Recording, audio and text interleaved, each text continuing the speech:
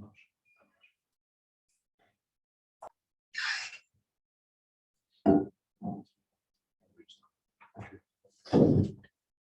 On peut quand même garder des conneries, il y a des façons de montage.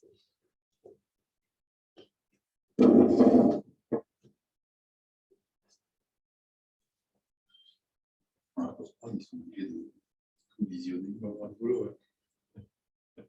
C'est pour ça qu'on a chaque année pour les producteurs, on recrute quelqu'un qui tient la caméra, qui fait le montage aussi. Le mec qui est dans une école, qui fait un stage de 2 mois ici.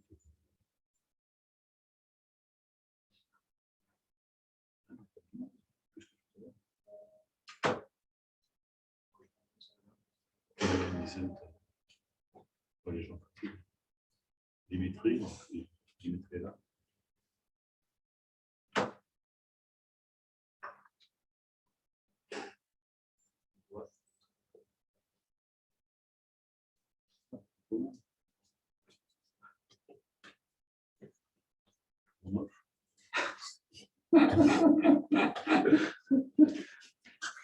Faut vérifier que tu as bien compris. Il en passer une. Ça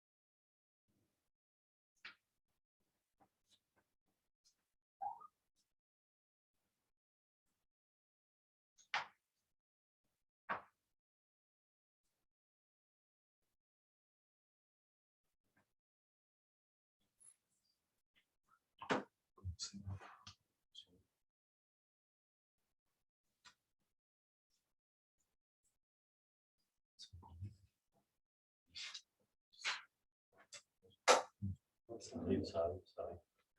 110, 120. Nice.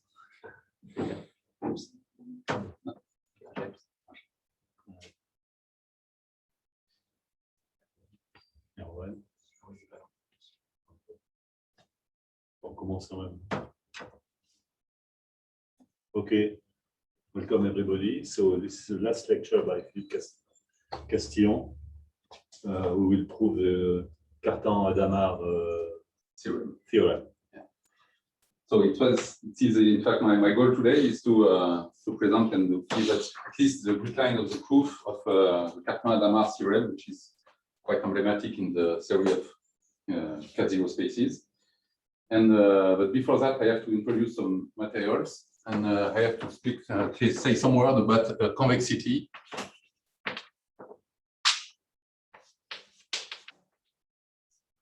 In cat-zero spaces.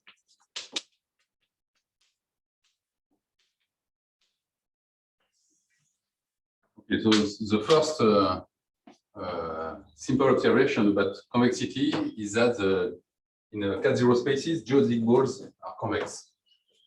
It's very easy to see if you take the cat-zero space. And take a ball and at X, produce R, and we want to prove that it is convex. So to take 2 points Y and Z in the ball, and you look at the triangle X, Y, Z, and you would like to prove that the geodesic segment between Y and Z remains in the ball. You take some point P, and you look at the comparison triangle with comparison point P bar. So in the model space here, I'm considering cat0 spaces. So the model space is just R2. I have the comparing triangle, X bar, Y bar, Z bar, and comparing point P bar. And what I know is that the distance between X and P is less than the distance between X bar and P bar. And so if R is the radius of my ball, I know that the distance between X bar, Y bar, and X bar, Z bar are less than R, just because Y and Z are in the ball. And I know that the ball in R2 is convex. So I know that the distance between X bar and P bar is less than R. And I'm done. So it's just a direct consequence of the comparison of triangles. So I will lose the fact that in cat0 space, I have convex balls. And the second fact about convexity that I will use repeatedly later is that the distance function is convex. So the statement is the following. So xd is cat0, and if I have two geodesic, say gamma and sigma, from 0, 1 to x, so linearly parameterized geodesics.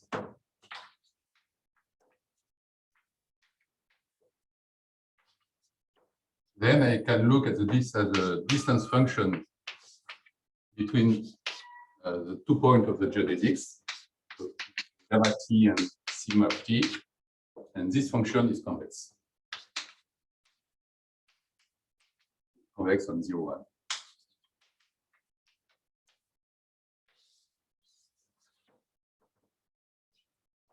And so once again, it's the proof relies on the cat0 property, so on the comparison of triangles. So we can make the proof in the first case, which is the case where gamma of 0 is equal to sigma of 0 is equal to some point x. So I have two geodesic emanating from the same point x, and I have the final point, say y, which is equal to gamma of 1, and z, which is equal to sigma of 1. And so I have this triangle, x, y, z, and I will look at 2 points, P and Q, and P is P will be gamma of t, and Q will be sigma of t. And then I look at the comparison triangle. So in R2, and in R2, so I have X bar, Y bar, and Z bar. And the fact that P is equal to gamma of t, I know that because my geodesic is linearly parameterized, this is t times the distance between X and Y, right? And the same for Q. So here I have a point P bar, and I have point Q bar. And I know that the distance between X bar and P bar is equal to t times the distance between X bar and Y bar. And the same for Q. And so I have that this line is so it's basic theorem of Euclidean geometry. I know that so I have the same for Q. So what I know, so from the comparison, from the cat0 hypothesis, I have that the distance between P, so between gamma of t and sigma of t, is less than the distance between P bar and Q bar. And this is equal to t times the distance between Y bar and Z bar. It's equal to t times the distance between gamma of 1 and sigma of 1. Right? And this is exactly the convex. This is exactly the convexity of this function, because at t equal to 0, the function vanishes. Okay, so this is the first case, and then we have the second, the general case.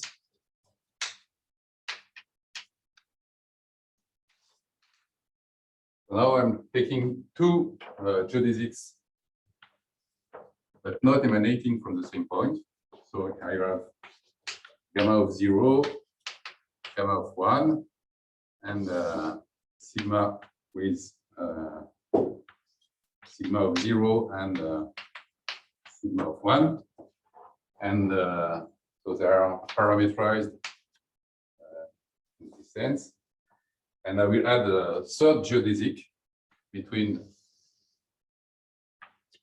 gamma of 0 and sigma of 1. And I will apply twice the first case. So this is a geodesic delta. And so for t, now I will take some t. So I have gamma of t, delta of t, and sigma of t. And I have that the distance between gamma of t and sigma of t. So it is less than the distance between gamma of t and delta of t plus the distance between delta of t and sigma of t. And for the distance between gamma of t and delta of t, it is just as in the first case, because the geodesic have a common starting point. So it is less than t times the distance between gamma of 1 and delta of 1. Okay. And for the second one, I have to reverse the sense of the two geodesics delta and sigma. And when I reverse the sense, the abscissa t becomes 1 minus t. Okay, so I have to apply the first case to the geodesics. T maps to sigma 1 minus t, and t maps to delta at 1 minus t. And so this is less than 1 minus t times the distance between the final points of the reverse geodesics, which are gamma of 0 and sigma of 0. And okay, and delta of 1 is sigma of 1. Right? And this is exactly the convexity of the function of this function of the distance between gamma of t and sigma of t. Right. So this function is convex, and this has some very interesting consequences. There's a question. Yeah. Does this property characterize Cattaro space? No. So this was the idea of Guzman, who wanted also to have a metric characterization of curvature bounds, and he made a lot of work on metric spaces for which the distance function is convex. And in fact, in the case of a Riemannian manifold, it is equivalent. But you have metric space which are not Riemannian, which are cat zero, but which are not cat zero but have the convexity. And I think that the most basic example is a non-linear space with a strictly convex unit ball, but which is not a Previer space.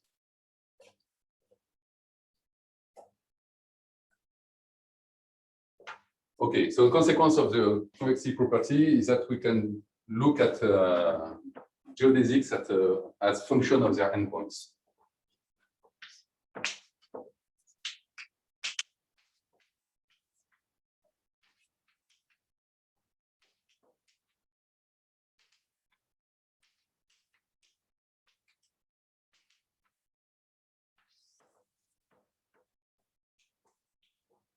For that, so if I consider two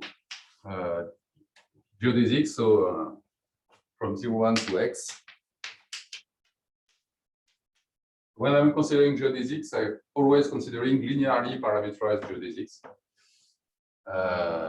So these are geodesics. And I can define their distance.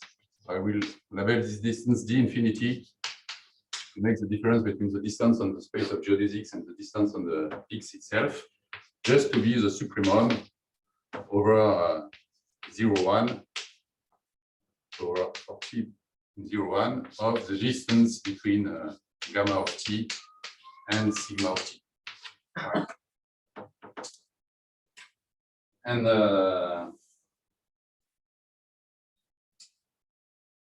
okay, and for our x,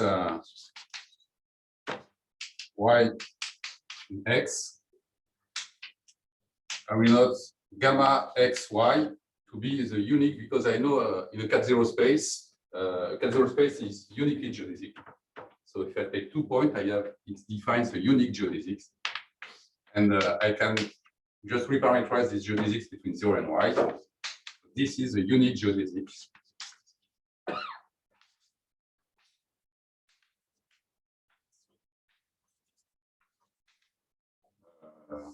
From x to y.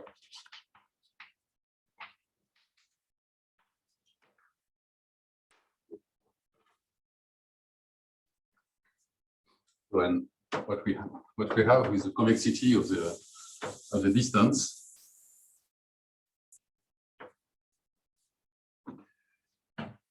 So I'm just taking x, y, and z in x, and I'm looking at the distance between the geodesic from x to y and the geodesic from x to z. So this is the supremum of the distance between gamma xy t and gamma xz t. Okay, and so I am in this situation. And if I look at this function, so what I know is that it is convex. What I know is that it is non-negative. And what I know is that it vanishes at 0. Okay, but a convex function which is non-negative and vanishes at 0 must be increasing. But this implies that it is increasing. And if I take a supremum, what I get is the distance to the endpoints. And this is just the distance between y and z. Right?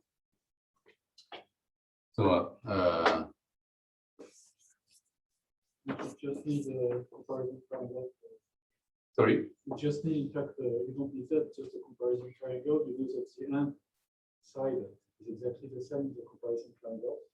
And between it's shorter. There is no comparison triangle. I know, but I think you can deduce it directly. From the cat-zero property? Yeah. Just take the triangle, and you know that the end is longer than any intermediate. Okay, because if we take intermediate points, they are Shorter than in the comparison triangle, and so shorter in the okay. Yes, it would be. It's more or less what we did here. Yeah.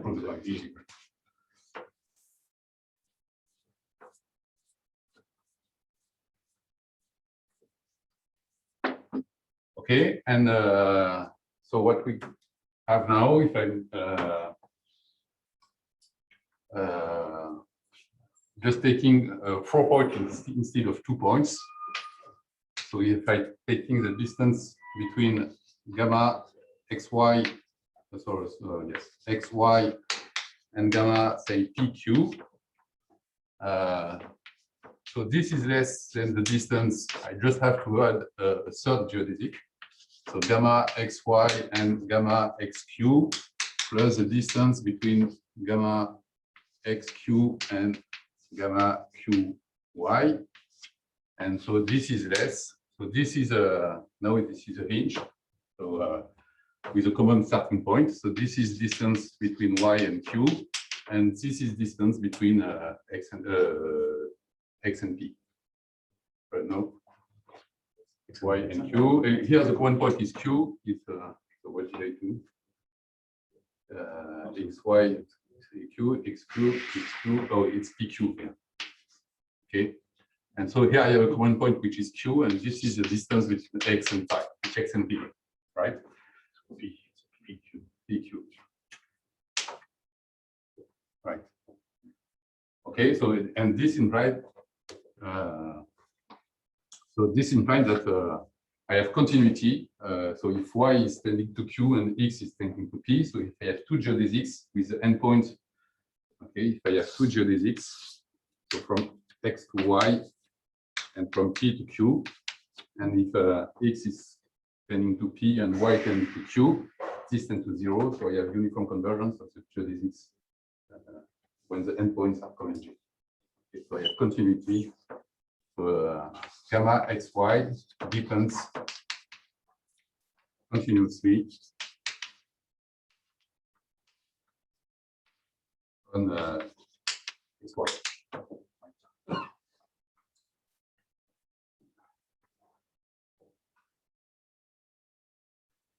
So, and with this,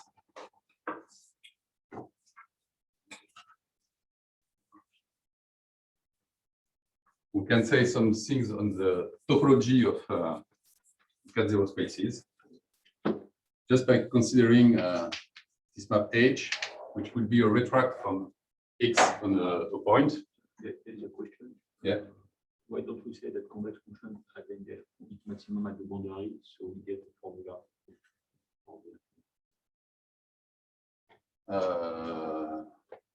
Yes, okay. The maximum is at the boundary, so you will have a max instead of the sum. This is an equivalent distance on the product x cross x. Yes, you can improve a little bit and have a max instead of a sum. Right. So I fix some. So I fix some p in x, and I can look at this.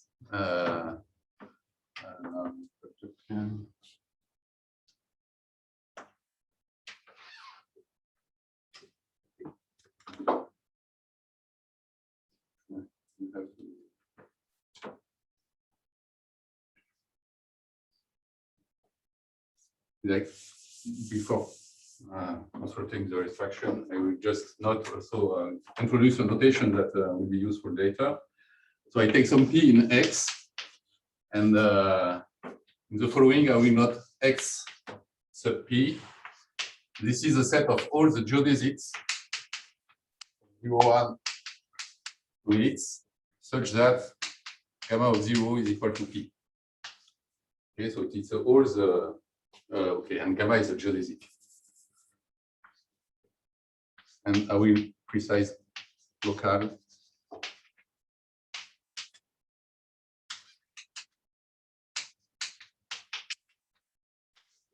Okay, so I can consider this set. It's a subset of the set of geodesic. It has a topology with the infinity distance. And so in a cat-zero space, local geodesic are geodesics. So I can forget the local, but later I will use this space in a space of non-positive curvature, which is not globally cat-zero. And so in the following, I will have to consider local geodesics. But for cat-zero space, it is the same. And what says the first equality here is that I have a map from xp to x, which sends gamma to gamma of 1. And the first equality just tells that this is an isometry.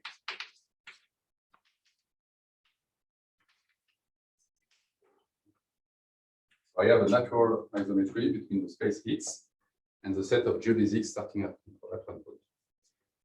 And in the proof, okay, all what I am presenting here will be the grid step of the proof of Cartan-Hadamard theorem. And one step will be to reconstruct this isometry. Okay, and the final consequence, the restriction.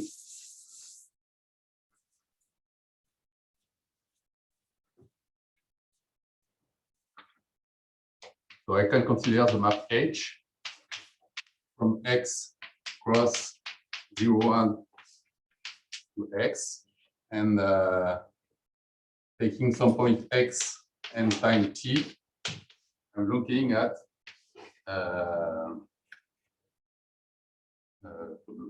sorry, yes, gamma. So we have some point P is fixed. And I'm looking at the P is fixed. I'm looking at the geodesics from P to X, and I'm taking it at time 1 minus T. And this is continuous. quite easy to prove because gamma of px is continuous with respect to x, and it is for fixed x, it's a continuous function. And if you look at h at time 0, it is just gamma px of 1, which is x, so it's the identity. And if you look at h at time 1, it is a constant class. Time 1 is just it sends everything over P. So it proves that X, the space, the cat0 space, is contractible.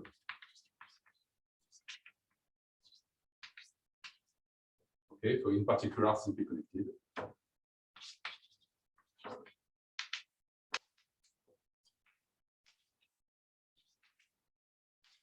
And in the following, we will use the simple connectedness of the spaces we will consider.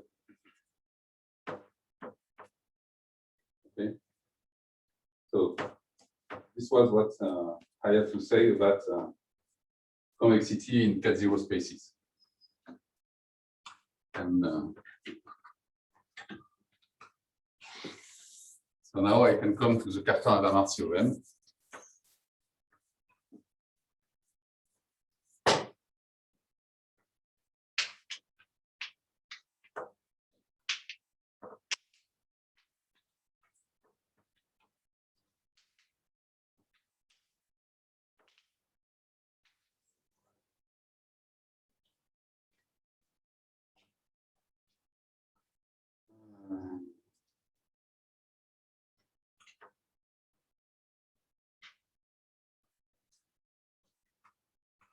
So the theorem is the following. So the idea of the theorem is to have a statement which makes some hypotheses which are of local nature and has some conclusion which is of global nature. So it is a local to global statement. So if XD is complete, simply connected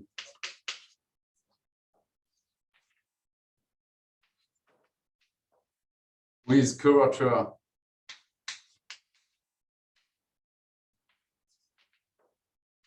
less than some k, which is non-positive, then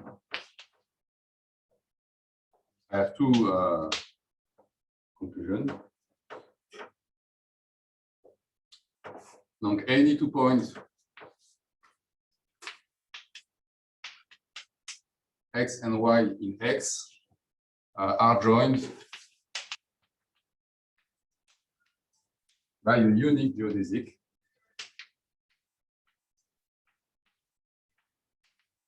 of gamma xy, which depend continuously on x and y.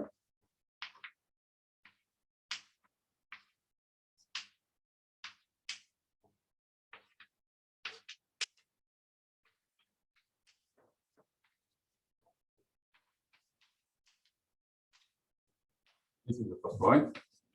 And the second point, it is that, in fact, XD is cat K.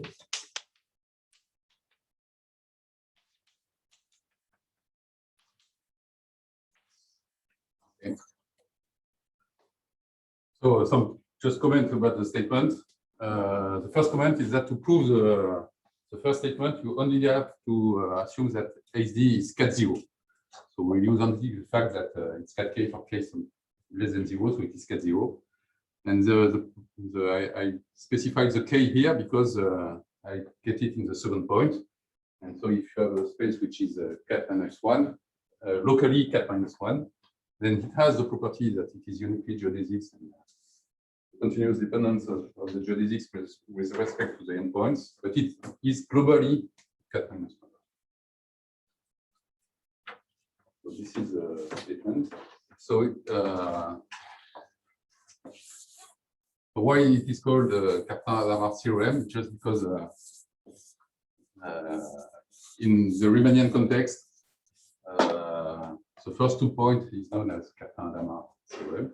That is, if you have a Riemannian manifold with non-positive sectional curvature, then any 2 points are joined by a unique geodesic, and the geodesic depends continuously on the endpoints.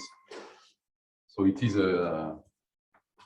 it was proved, at least for the first point by Cartan-Hadamard in the Riemannian setting, and then it was proved by Gromov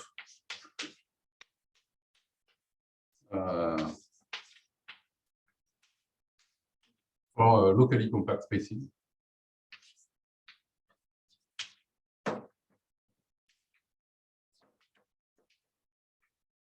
And it was proved by Alexander and Bishop.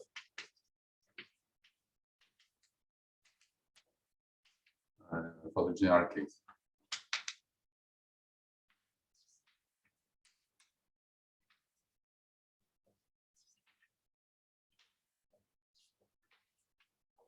That's a cool one. For the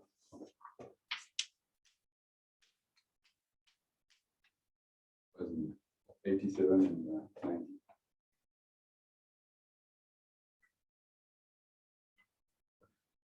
So I will present the grid line of the proof, but only in the locally compact case. And so in the following,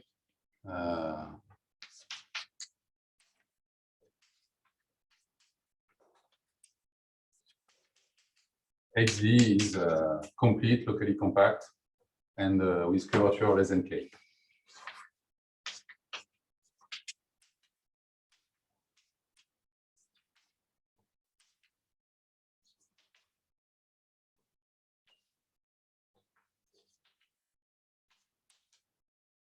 With K non-positive. So when for the proof, I still need to introduce one notation.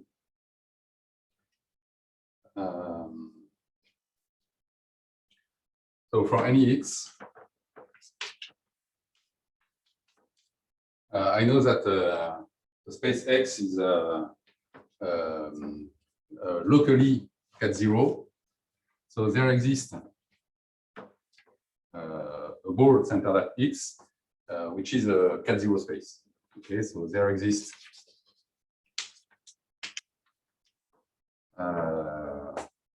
R, positive R, such that the ball centered at X is cat 0. And because I know that balls in cat 0 space are convex, if I decrease a little bit, or not necessarily a little bit, but if I decrease R, I also can assume that it is convex. Okay. And what I will call the convex radius of X I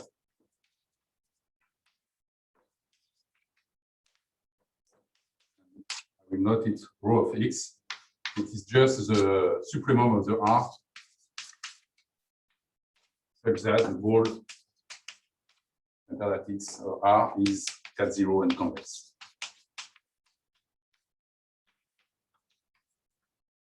Right. And I know that because of the non-positive curvature assumption, I know that this number is positive. And once I have this for a point, I get it just by a basic covering argument for compact sets. So if K in X is compact, convex radius of K, so I will still note it rho of K, is just the supremum of the R, such that for any X in K, BXR is cat 0 and convex. Just by a covering argument, I still have that this number is positive. So I will use this convex radius.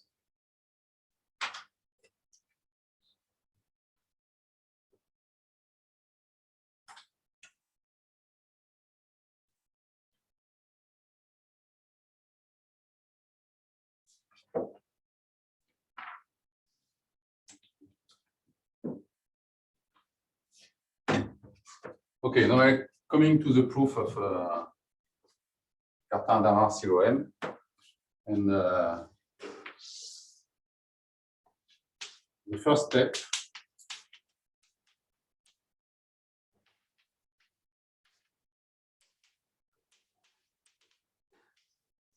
is to prove the following.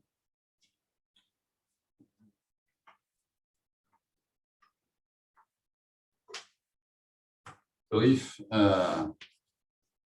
I'm taking a geodesic gamma,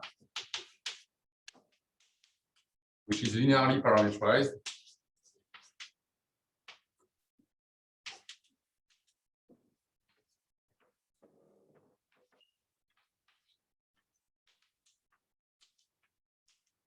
with starting point X and endpoint Y.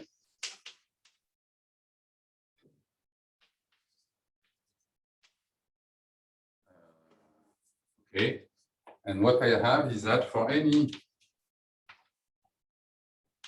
epsilon which is less than, so I don't remember exactly, but let's say 1/10 the convex radius of the geodesic segments, that is gamma of 0,1, which is compact. So for any epsilon, positive epsilon, less than this, and any z is the ball of radius y of center y and radius epsilon, there exists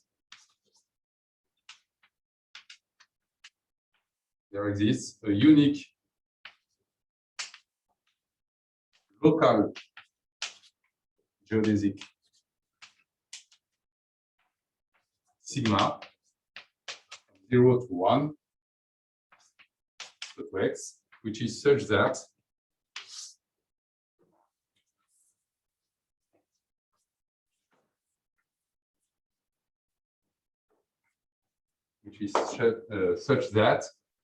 so it starts at x, it ends at z, and it remains at epsilon distance from gamma.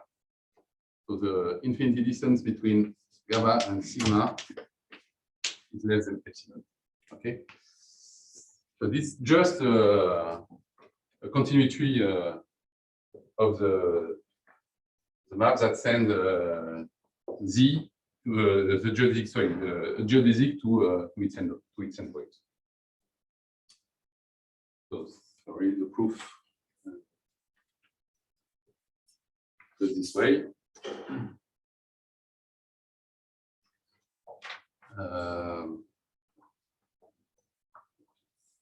Yes. So I'm taking my geodesic gamma from x, y, and I have the ball of radius epsilon about y, and I'm taking some z in the ball. And to get the geodesic sigma, I will just consider only some curves, but not all the curves, and it will be sufficient. So for that, I will cut the geodesic from x to y in small parts. So I will note xk to be gamma of k over n with some n such that a over n is less than epsilon, and k between 0 and n. So I have x1, x2, etc.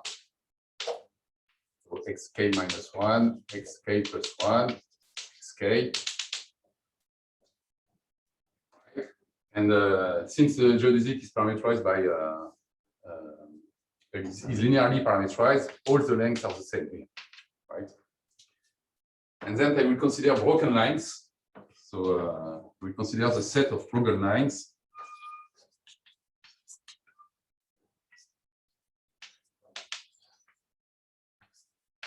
B.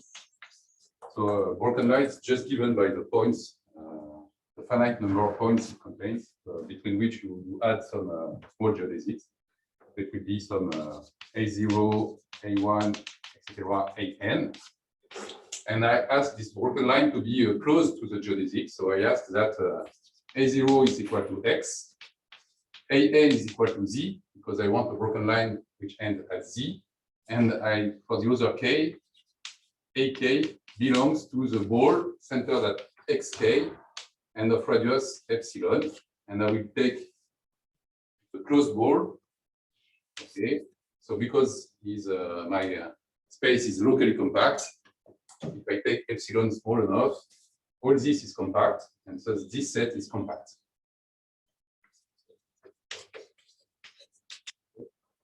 What I am doing is that, so I start from X, and around each of the point I choose, I'm choosing a point, and I'm constructing the broken line.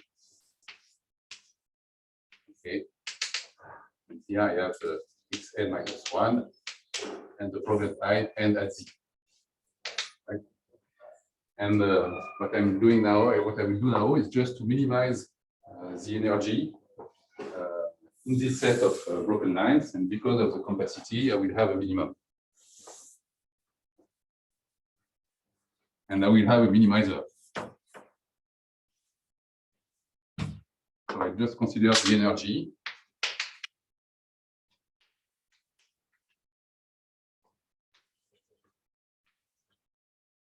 For a broken line, say A and B.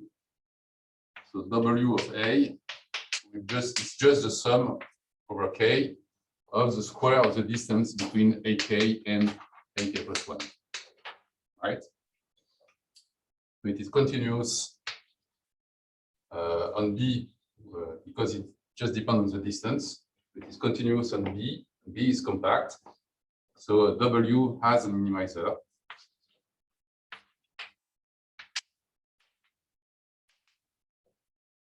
And we know this minimizer. So P naught, P1, etc., Pn. And then this minimizer, this broken line, is in fact the geodesic I'm looking for. So I'll just explain why.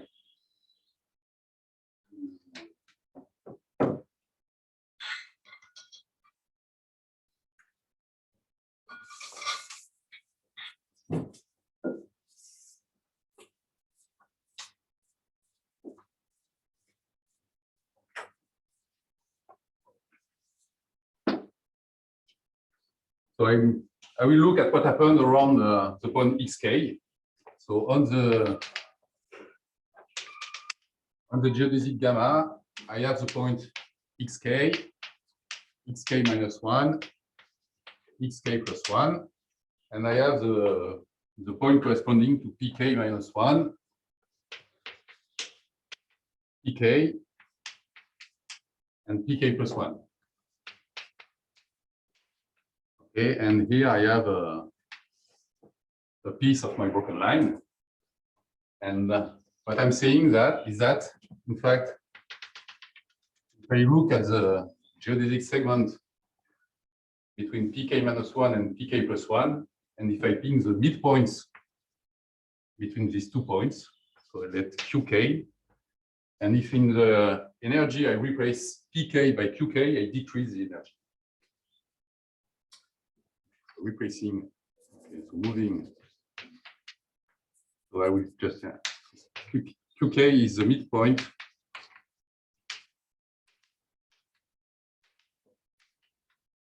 of the geodesic segment pk minus 1, pk plus 1. And what I'm saying, what I'm claiming is that moving. Okay, so before saying that, I have to show that qk is an admissible point. So I have to show that qk is in the ball centered at xk of radius epsilon, and this is a consequence of convexity. So I have to look at the convexity of the distance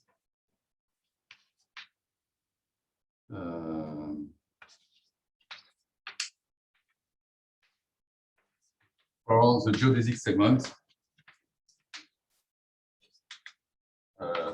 xk minus 1,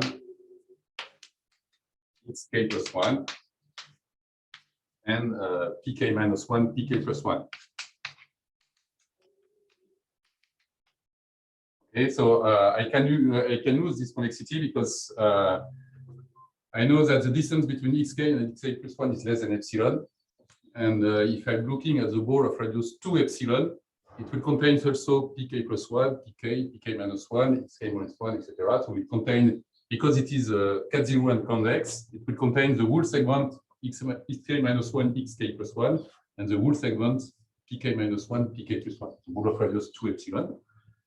And so it is cat0, so I have convexity. And what says the convexity? Because xk is the midpoint between xk minus 1 and xk plus 1, and qk is the midpoint between pk minus 1 and pk plus 1. I have that the distance between xk and qk is less than 1/2 the distance between xk minus 1 and pk minus 1, 1/2 the distance between xk plus 1 and pk plus 1. And both distances are less than epsilon, so it is less than epsilon and it is admissible. Right? And then I have to compare the energy of the two situations. I have to compare the distance square between pk minus 1 and pk plus the distance square between pk and pk plus 1. So this is less, so it's the square. So by the classical comparison of L2 and L1 norm, this is less than 1/2 the distance between pk minus 1 pk plus the distance between, sorry, it's not less, it's with pk and pk plus 1 square. Okay, with part of 2k. And then because of the triangle inequality, this is greater than 1/2 times the distance between pk minus 1 and pk plus 1 square. And then this is equal, I'm just saying something very simple. It is I don't have this. I just say that this distance is twice half the distance. And so what I will have, it is 2 times, so the distance between pk minus 1 and pk plus 1 over 2 square. Right? Nothing. But now this distance between, because qk is a midpoint between pk minus 1 and pk plus 1, this distance is the distance between pk minus 1 and qk, and it is also the distance between qk and pk plus 1. So this is equal to pk minus 1 qk square plus distance between qk and pk plus 1. And I'm done. Okay, I decrease the energy. And the interesting point is that here, if I have equality, then here I have equality in the triangle inequality, so it means that pk must be on the segment, on the geodesic segment, because between pk minus 1 and pk plus 1. And the equality case here implies that pk is already the midpoint. Okay, so it implies that the qk is the only point minimizing the energy when I want to decrease the energy. The question, why do you use a square in the energy? If you remove the square, why does it? If you remove the square, with the square, you can do everything, but it's a bit longer. Yes, because it's classical. When you if you minimize the length, then you minimize something like that, and if you minimize an energy, you convexify, and it's easier to give you directly. And if you don't use the energy but the length, you will have a broken line. But what we get here is that we directly have that it is linearly parameterized. It is like when you look at the difference between minimizing the length of the energy in the Riemannian setting, where minimizing the energy gives you the equation of geodesics, which implies that they are parameterized by R-planes. Okay, this is here. This is a kind of discrete version of this. Right. So it is just consider it at the technical that shortens the lecture. Technical point that shortens the lecture. You can do everything with the There's a question. I don't get it. It was a minimizer, so how do you manage to decrease the energy? Sorry, you don't? K was a minimizer, so how do you manage to decrease the energy? I just say that okay, if I finish the reasoning, so P is the P0, P1 is a minimizer. And here I find something which could be lower, but it cannot be because P is minimizer. So I have the equality everywhere. And since I have the equality everywhere, I can deduce that Pk is equal to Qk. And so I can deduce that if I have a minimizer, then Pk is the midpoint between Pk minus 1 and Pk plus 1. At this point, you don't use the fact that your combinations of points are minimizer. General fact, so you replace by the point that you decrease the energy. So at the end, the minimizer point should be at the right. Yes, but if you do that at some point, you will have that a midpoint between this one and this one, but there is no reason that it is a midpoint for the second, so you have to move it. But when moving the point here, you move these two, etc.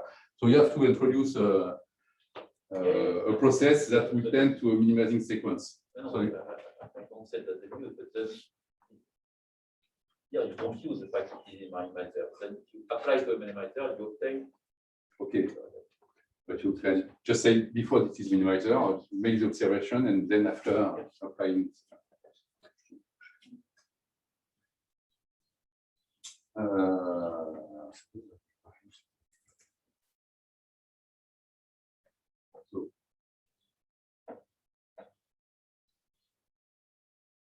So now I am in the following setting. So it's always the same thing, but I will draw a minimizer.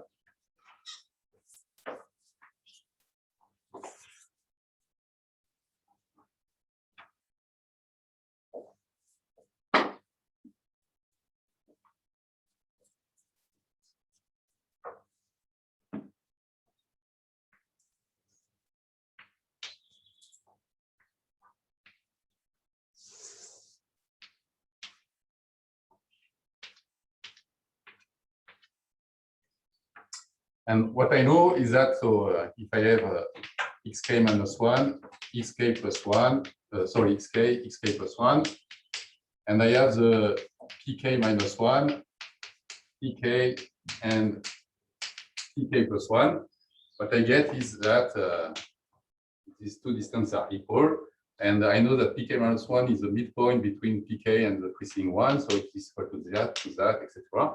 So I have a regular partition of the line between x and z, and I know that it is a local geodesic because it is a local geodesic by construction between the point pk, and at some point pk, it is still a local geodesic because the pk is the midpoint of the geodesic between pk minus 1 and pk plus 1. So it is also a local geodesic at pk. So if I have that this broken line, so that sigma with this broken line, sigma is a local geodesic.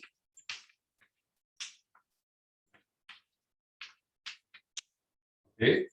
If I'm looking at the distance between, so I can parameterize it between linearly between 0 and t, between 0 and 1.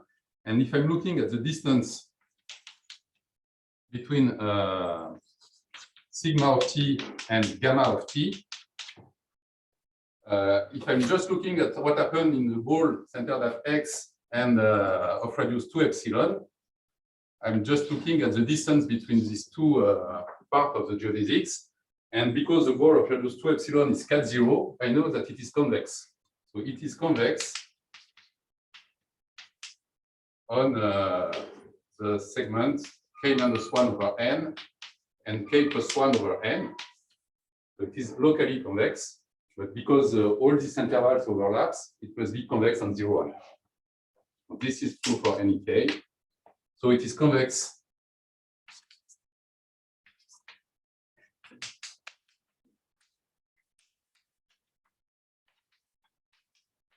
on 0, 1. And with the same argument, what I get is that the same argument I used in cat 0 spaces, I have that the distance between gamma and sigma is equal to the distance between y and z, which is less than epsilon. And so I have that sigma remains in the epsilon neighborhood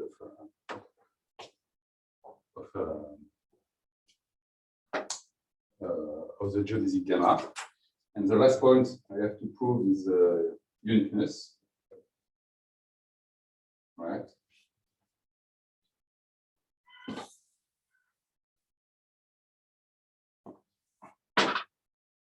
So if sigma prime from 0, 1 to x is a local geodesic with sigma prime of 0 equal x, sigma prime of 1 equal z, and the distance between sigma prime and gamma less than epsilon. So I have another geodesic, and so I have gamma, I have sigma, and I have another geodesic sigma prime. But because everything is the epsilon neighborhood of gamma, if I pick a point here, and if I take a ball of radius 2 epsilon, which is cat 0, I will have that the distance between this geodesic and this one is convex. And so it is locally convex, and so it is convex. So I have that the distance between sigma of t and sigma prime of t is convex. And the same argument says that the distance, finite distance between sigma and sigma prime is equal to the distance between sigma of 1 and sigma prime of 1. And because they have a common endpoint, it must be 0, and so I have uniqueness. Right. So I'm done with step 1.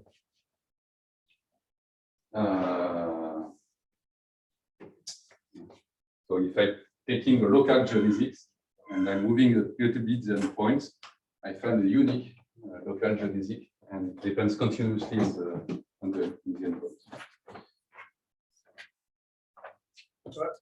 Going back to Francis' question, I don't quite see technically what you gain from taking the square of the distances, Because it's the middle. Here is a QK, must be the middle. So why it's just a line? I think Yes, if you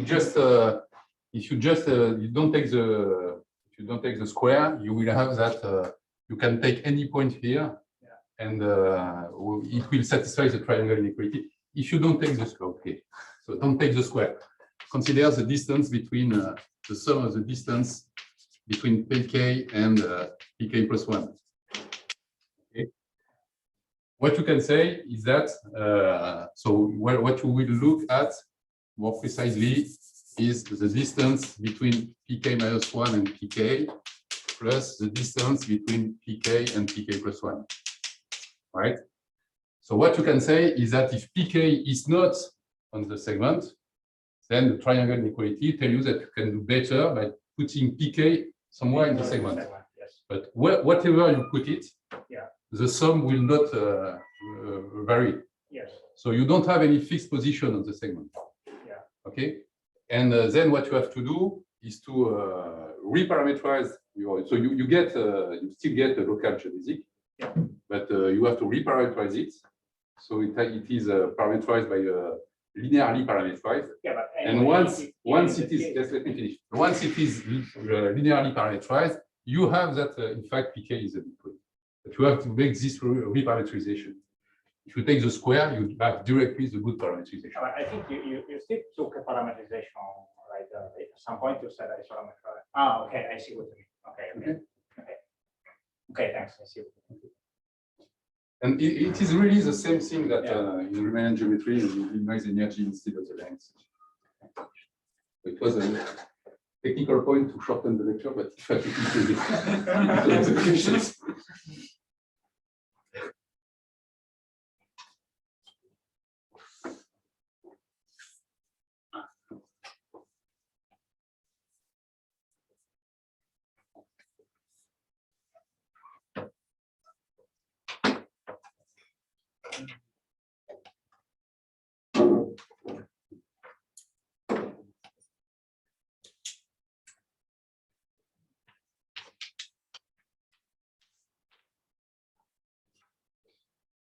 Okay, so the step 2 now is to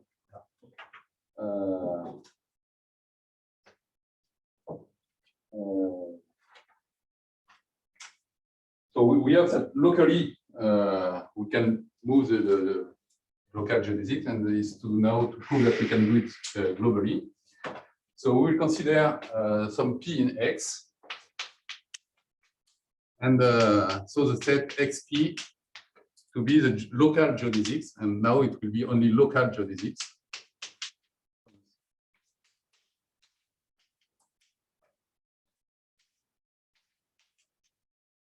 So such that gamma of 0 is equal to P. Okay, I'm looking at local geodesics emanating from P.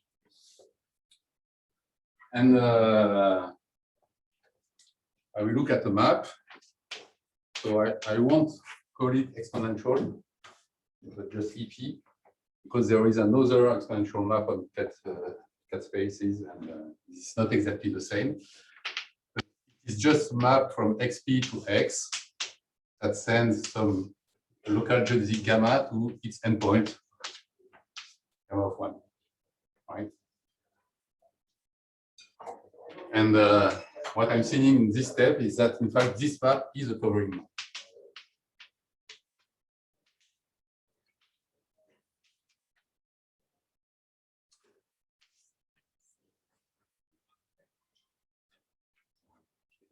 So I will only give a sketch of proof.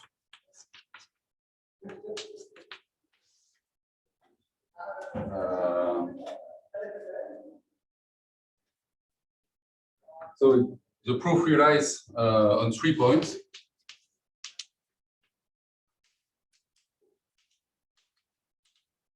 So the first point is that EP is a local isometry.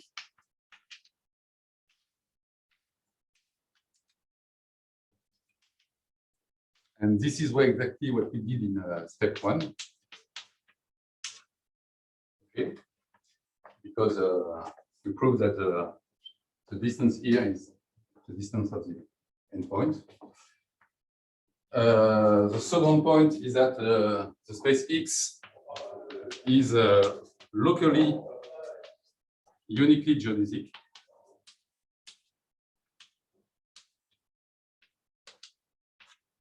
So it is just that is each point has a neighborhood in which 2 points are connected by a unique geodesic. And this is just because it is locally cat 0. But it is because it has a curvature non-positive. And the third point, which is important, is that XP is complete. And I won't explain why this is true. And it is a consequence of a Hopf-Fresnel theorem. So here there is something which is not trivial to do, but I don't have time enough to do it. It's a consequence of Hopf-Fresnel.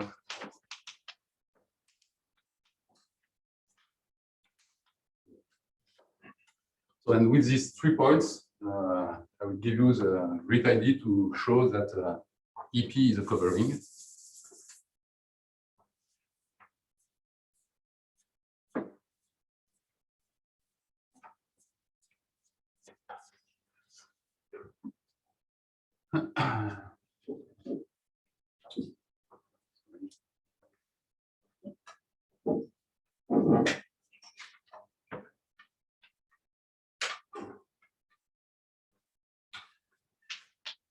So I have the space XP, I have the space X. I'm taking some point, say X, here in X, and I'm looking at the pre-image as a pre-image of X. So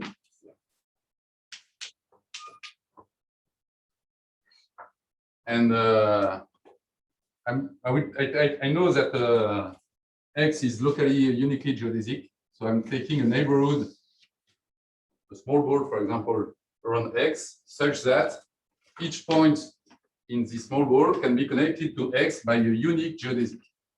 So here I have a unique geodesic between X and Y.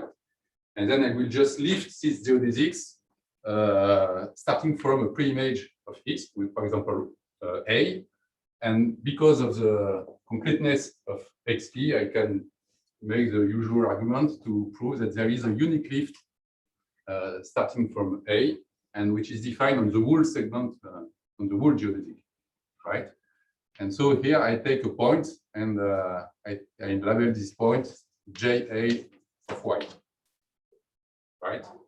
And doing this, I have a map JA from the neighborhood ball of center X.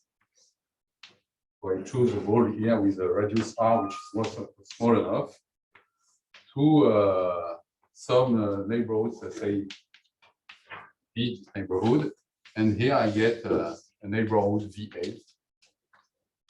Okay, and because EP, so here I have the map EP, and because EP is a local isometry, I know that the lifting of something which is a geodesic will be a local geodesic, right?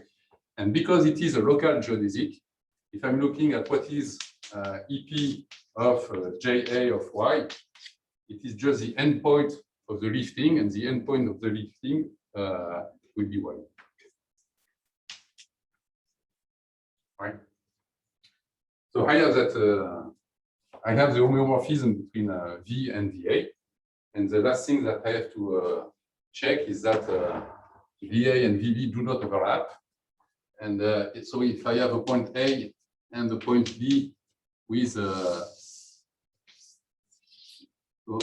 VA and VB overlapping at some point here, say C, and if I look at the projection using EP, so A and B project on some X, C project on some Y, and here I constructed using geodesic segments.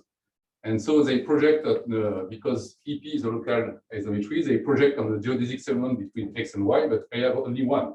So they project on the same segment. And now if I start from Y, I have a preimage of Y, which is C. And at this preimage, I have two lifting of this segment. I have a lifting to A and another lifting to B. And so it contradicts the fact that I have uniqueness of the lifting of geodesic segment. So this contradicts the uniqueness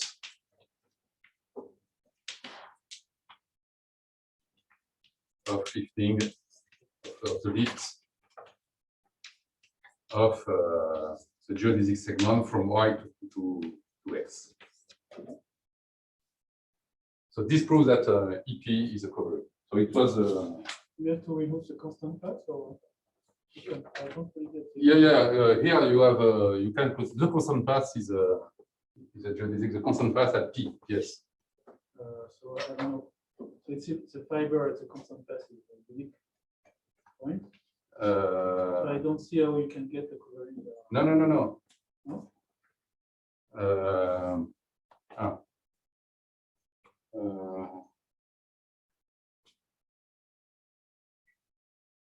Yes, but you have a preimage, but now sorry. Yes, but it's not really the case for the constant path. It's the case for any point, because now we know that X is simply connected. Sorry. Your other local geodesic that come back.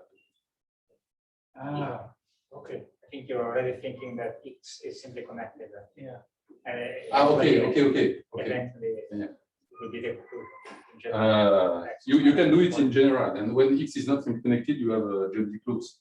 Okay. And so with geodesic loops, we have So plenty of it's not a preimage. single fiber contain more than one point. Mhm. Otherwise, I couldn't get the image. Yeah. So now, because it is a covering, if you assume that X is simply connected, it is a global homeomorphism. Okay. So the consequence.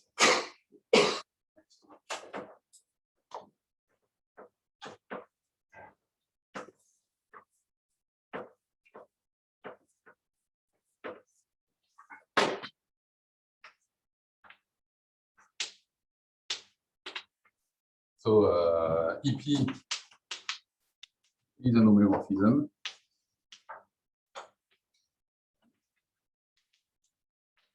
And it means that for any x, so for any x and x, there exists unique, or it is a local, so I would say local geodesic from P to X. Okay, but I know that there exists also a geodesic, and the geodesic is a local geodesic, and I have only one, so I can remove the local, and what I get is that X is uniquely geodesic, and because it is a homeomorphism, the geodesic depends continuously on the endpoints, and it was the first point of the Cartan-Hadamard theorem. Did you use locally compact so far? Sorry. Did you use that X is locally compact? Yes, to minimize the energy.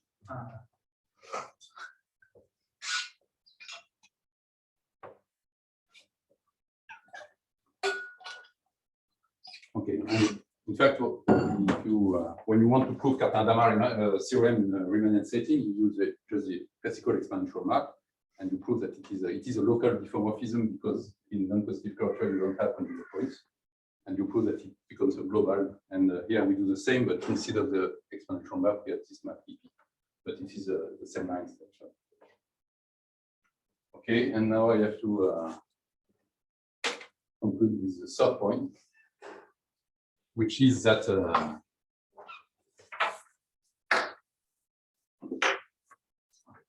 space X is globally K.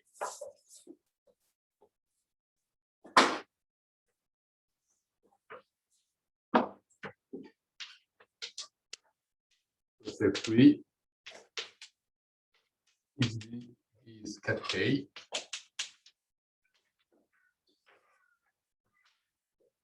And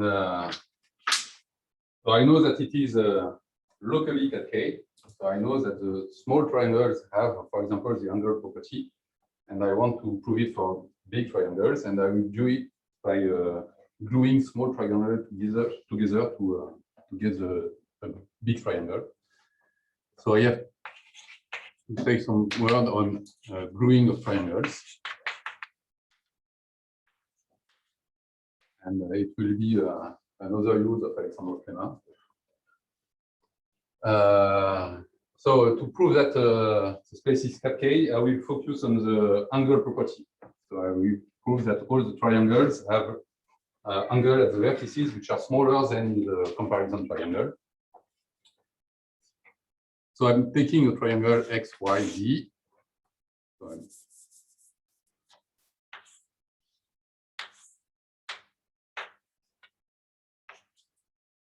and I'm taking some point P on the geodesic between Y and Z, and I'm looking at the two triangles XYP and XPZ, and I'm saying that if the triangle XYP and the triangle XPZ have the angle property,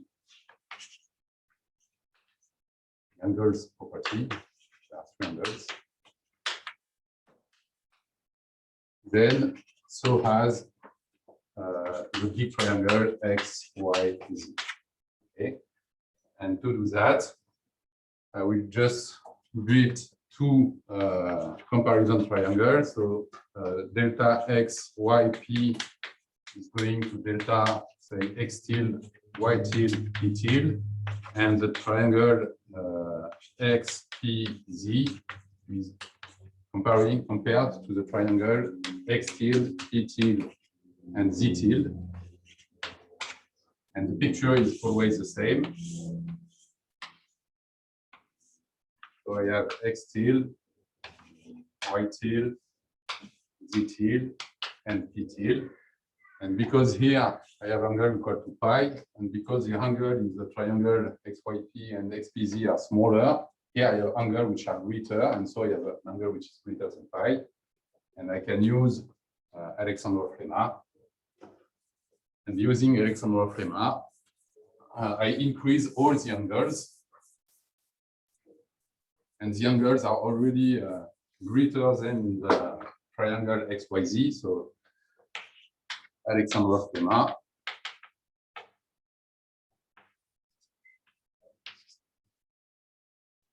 And with Alexandrov lemma, what I get is a comparison triangle of XYZ. And when doing it, I increase the three angles, which are already greater than the three corresponding one. Okay, so this proves the statement. Okay, I already made many use of this lemma, so you are familiar with it now. Okay, so now I know that when I'm doing two triangles with angle properties, I get a triangle with the same property, and I will begin to do it with slim triangles. So I have to explain what is a slim triangle.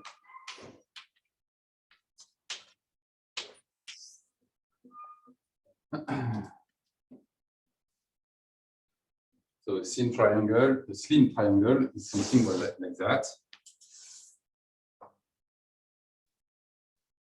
So X, Y, Z. So taking this triangle, I will consider epsilon, which is the convexity radius of two of its sides. So say XY and XZ. And we take half the convexity radius of two of its sides. And by saying that delta XYZ is slim,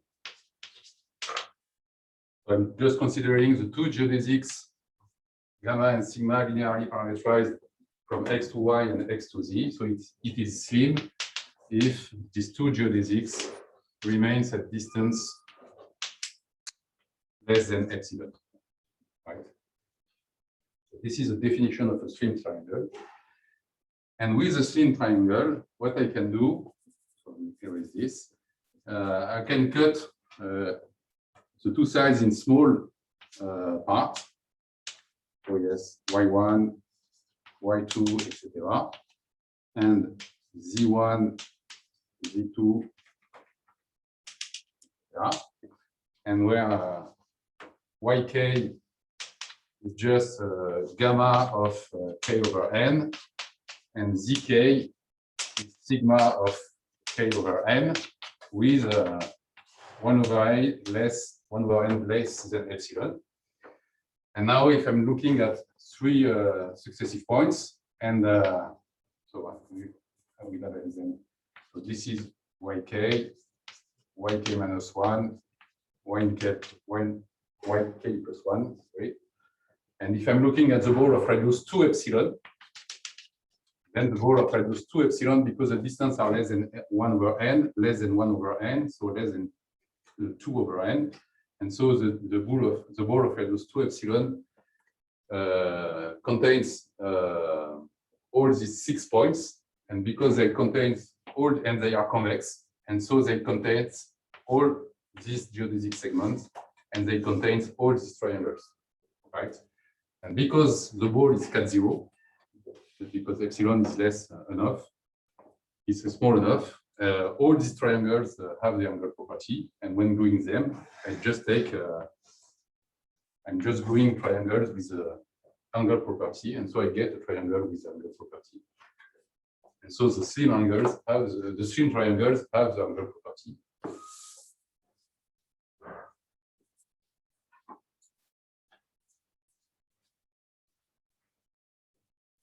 And then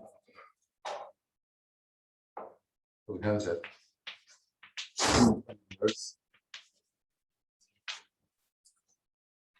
have the angle property.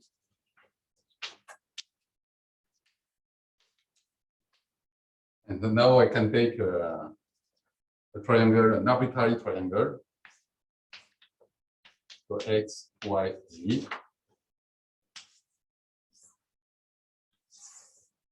I have X, Y, Z, and I just have to cut it in slim triangles, and it's not very hard to do. So just by the compactness argument, you can divide the geodesic segment between Y and Z in small part, such that, well, I won't detail, the argument can do it, it's not very, okay, so Y1, etc., YK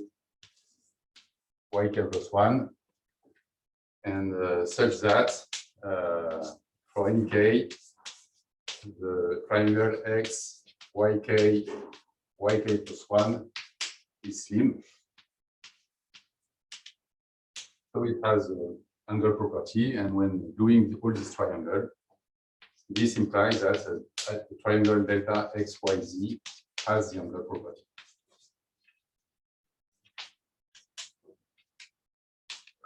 And therefore, XD is K.